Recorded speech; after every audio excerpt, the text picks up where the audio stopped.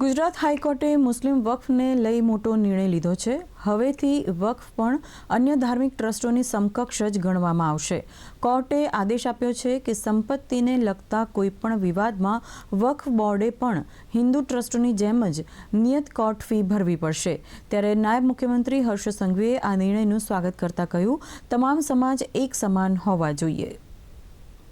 વકફની મિલકતો સિવાયના બધા જ ધર્મના કોઈ બી ટ્રિબ્યુનલ કેસીસ અગર કોર્ટમાં લડવાના હોય તો એની કોર્ટ ફી લેવામાં આવતી હતી, પરંતુ વકફ પ્રોપર્ટીને કોઈ બી પ્રકારની કોર્ટ ફી વસૂલવામાં નહીં આવતી હતી। આજે ગુજરાત હાઈકોર્ટે 150 જેટલા કેસોને 150 જેટલી પ્રોપર્ટીઝને જે કોર્ટ ફીમાં વસૂલવા માટેનો નિર્ણય લેવામાં આવ્યો છે। આ ઐતિહાસિક ચુકાદો છે।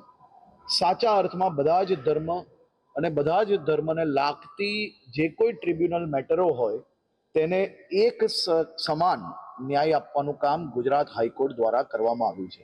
એટલે કે હવે વકફની પ્રોપર્ટીને હાઈકોર્ટમાં ફ્રી રાઇડનો આજે રોક લગાડવામાં આવી છે।